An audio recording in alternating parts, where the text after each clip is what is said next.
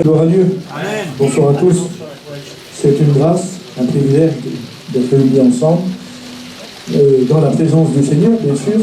Cette réunion a de la valeur, non pas parce que nous sommes là, mais c'est parce que cette réunion a de la valeur, parce que Jésus est là. Amen. Il nous le dit lorsqu'on est réunis en son nom, eh bien le Seigneur est au milieu de nous. Que Dieu soit béni. Moi, c'est une joie. Il y a beaucoup de personnes ici que je connais, d'autres que je connais moins. Héros, je connais bien, notre famille pratiquement, et puis tant d'amis qui sont là, que Dieu soit béni. Vous savez, la plus belle des choses que l'on peut faire, je sais qu'ici il y en a qui ont déjà rencontré le Seigneur, mais ceux qui n'ont peut-être pas fait, eh bien, la plus belle chose que l'on peut faire, c'est de rencontrer Jésus. Amen. Moi, j'ai été élevé dans une famille chrétienne. Ma mère s'est baptisée à l'époque au Chou, mon père aussi, dans la même époque. Et puis j'ai été élevé, on partait avec mon oncle André, le papou à Gironne, et puis avec le père à Roger, avec le vieux Georges Loubet, qui pendant des années, jusqu'à quand je me marie, quoi, disons. Tous les étés, l'été et l'hiver, on était ensemble. Et puis, voilà, j'ai été élevé dans les choses de Dieu. Mais malgré que j'étais élevé dans les choses de Dieu, je n'étais pas un bandit, voilà, mais je voulais faire ma vie. Je disais, tiens, je verrai plus tard, je savais que c'était vrai. Vous m'auriez demandé, je vous aurais même conseillé de vous convertir. Mais moi, pour moi, je ne voulais pas. Je disais, j'ai le temps, je verrai plus tard. Voilà. Et puis, merci à Dieu, je disais ça aux jeunes tout à l'heure, Dieu m'a fait la grâce de le rencontrer très très jeune. Par des circonstances de la vie, alors que foyer de mes parents passait par la maladie, une de mes sœurs était malade, et puis à ce moment-là, lorsqu'on a passé par ce chemin-là, moi ma vie c'était mes amis. C'était ma vie, j'aurais tout donné pour mes amis, parce que j'étais entier. Mais là, lorsqu'on a passé dans ce souci-là, je me suis retrouvé tout seul. J'ai vu qu'il n'y avait pas de secours, pas d'amis autour de moi. Les amis ne pouvaient rien faire, même s'ils auraient voulu, mais ils ne pouvaient rien, parce que c'est comme ça, la vie est comme ça. On a des amis, on a de la famille, qui seraient prêts à donner leur propre vie pour nous. Mais il y a des situations où la famille, les amis ne peuvent rien faire. Et là, c'était le cas. Puis je savais que Dieu était vivant. Et puis j'ai prié dans le couloir de l'hôpital où j'étais. Ma sœur était là, hospitalisée, c'était très très grave. Et je me suis retrouvé tout seul. Il y avait mes parents, bien sûr, tout le monde, mais j'étais seul. Et je suis sorti dans le couloir et j'ai fait une prière. Et je ne me souviens pas des mots que j'ai dit. Mais vous savez, je n'ai même pas cherché les mots. Je n'ai même pas cherché à faire une belle prière. J'ai dit tout simplement ce qui était en train de se passer dans mon cœur. Et ce qui se passait dans mon cœur, c'était beaucoup de peine, beaucoup de souffrance, beaucoup d'incertitude, beaucoup de crainte. Il y avait tout ça dans mon cœur. Et j'ai crié à Dieu, j'ai crié au Seigneur. Amen. Et puis, il s'est passé ce que la parole de Dieu dit. Lorsqu'un malheureux crie, l'Éternel m'entend. Et je vous promets qu'à ce moment-là, j'étais vraiment malheureux. Alors je criais à Dieu. Et puis le Seigneur m'a entendu. J'ai mon oncle André qui est auprès du Seigneur maintenant. C'était un serviteur de Dieu, bien sûr, un de nos anciens. Et puis il était avec nous à l'hôpital et il a prié pour ma petite sœur au nom du Seigneur, comme les frères ont fait pendant ces réunions. Et elle a été totalement guérie. Et vous savez ce que j'ai fait à ce moment-là, moi? J'ai pas tremblé, j'ai pas pleuré, j'ai pas fait des grands éclats. J'ai dit, Seigneur, je sais que tu es la vérité, maintenant je te suis. Je t'appartiens. J'ai pas pleuré, j'ai pas tremblé, j'avais 17 ans. Et puis, j'avais 17 ans, mais j'étais risé même là-bas. Je fumais comme un pompier.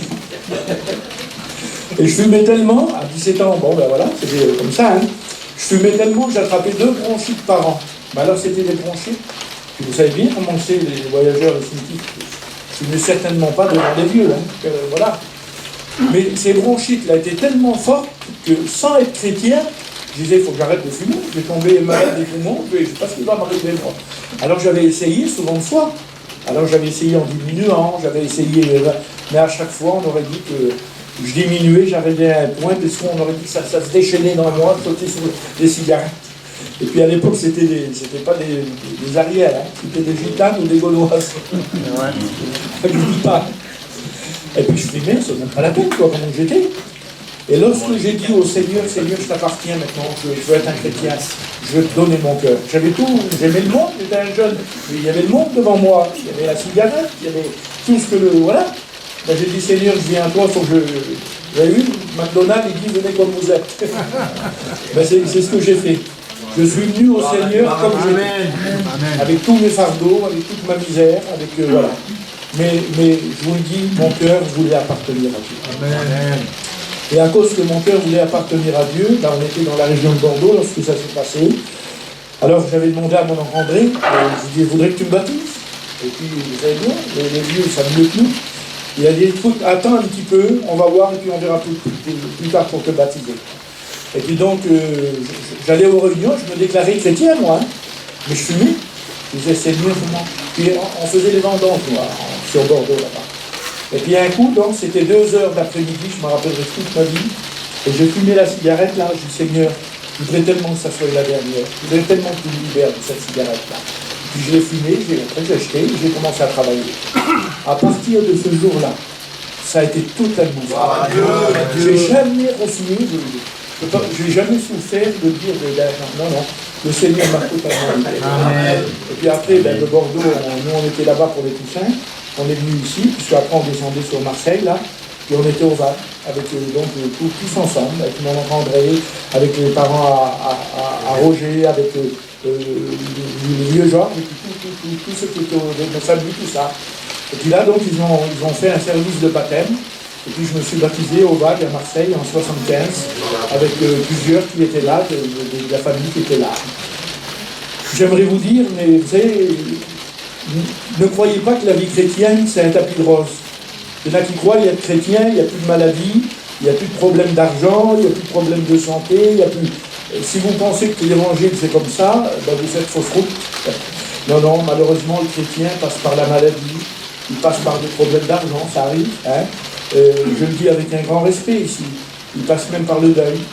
J'ai passé par le deuil, j'ai perdu des parents, je n'étais pas tellement vieux. Et vous savez, dans ces moments difficiles de la vie, eh bien, il y a un appui qui nous suit. Il s'appelle Jésus-Christ. Et on peut s'appuyer réellement sur lui. Je vous dis, j'ai donné ma vie au Seigneur, j'avais 17 ans. Et voilà, j'ai 65 ans. Je disais aux frères, ça passe très vite. Très vite. La Bible dit de toute manière, non, on ne croit pas que tout ça peut passer si vite.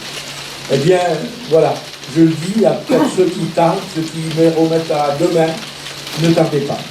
Ne tardez pas, mais donnez-vous au Seigneur. C'est la plus belle chose que l'on peut faire, c'est de donner son cœur à Dieu. Moi, j'ai eu des hauts, des bas, il y a eu des chemins difficiles, il y a eu des moments difficiles. Mais le Seigneur a toujours été là. Écoutez, pardonnez-moi d'être un peu long. Voilà, j'en profite. Hein, on est ensemble. Hein. Je le disais tout à l'heure, c'est pas parce qu'on est chrétien qu'on passe par des problèmes. Hein. En 2019, donc, on était sur Mâcon, en mission. Et puis j'ai ma compagne, elle avait mal de tête, ça faisait plusieurs jours. Et donc je l'ai amenée à l'hôpital. Et puis ils l'ont gardée une journée, 2 jours. Et à 6h du matin, elle m'a téléphoné. J'arrivais à peine à la comprendre ce qu'elle disait. Elle était en train de faire un AVC avec une hémorragie cérébrale. J'ai vite été à l'hôpital avec mes garçons. Lorsque je suis arrivé là-bas, c'était catastrophique, vous comprenez. Ils l'ont transporté de Mâcon à Dijon en hélicoptère. Et puis là, les docteurs, au lieu de la mettre en soins intensifs, ils l'avaient mis dans une chambre normale parce que c'était fini, il n'y avait plus rien à faire. Il n'y avait plus rien à faire. Mais à ce moment-là, c'était l'été, il y avait les missions, donc vous savez bien, chez nous, les nouvelles se répandent vite. Hein. La nouvelle s'est répandue dans les missions, envers les chrétiens, Et puis j'aimerais vous dire qu'à ce moment-là, l'armée de Dieu s'est levée pour nous. Et l'armée de Dieu, qui sont les chrétiens, ils ont commencé à prier, ils ont commencé à intercéder. Et puis bien là, Dieu a fait son œuvre. Dieu a fait son œuvre. Ça ne s'est pas fait du jour au lendemain, bien sûr. Elle a resté plus de 2 mois entre Dijon et la Salpêtrière à Paris. Elle a été dans une maison de rééducation. Elle était totalement paralysée. Il y aurait plein de choses à vous dire, mais je passe le détail. Elle était totalement paralysée. Elle avait tout le côté qui était paralysé. Voilà, c'était catastrophique. Lorsqu'elle est sortie de l'hôpital, elle a resté entre 5 et 6 mois dans une chaise roulante. Vous savez, nous avaient fait les docteurs une ordonnance, et puis cette chaise roulante-là, on pouvait la garder, et on c'était à nous, vous pouvez la garder. Et comme j'ai été la prendre là-bas, je dis, monsieur, je ne la veux pas la chaise roulante. Je veux vous la louer. Vous allez nous la louer et je vous la ramènerai. Parce que je savais que Dieu avait enclenché quelque chose. Amen. Et lorsque Dieu enclenche quelque chose, mes frères, mes amis, c'est quelque chose de parfait. Elle a resté 5-6 mois dans la chaise roulante. Et puis elle a commencé à se lever, elle a commencé à marcher, et puis ça allait de mieux en mieux. Et puis donc un jour, j'ai pris cette chaise-là, roulante, et je l'ai ramenée vers l'âge. J'ai dit, tenez, voilà votre chaise, on n'en a plus besoin. Parce que lorsque Dieu bénit, il bénit parfaitement. C'est pour moi, ben, il veut le faire pour chacun de nous. Amen. Parce que Dieu ne fait pas de différence, mais il veut bénir tous ceux qui sont là. Il veut te bénir sur toi. Que Dieu vous bénisse. Amen.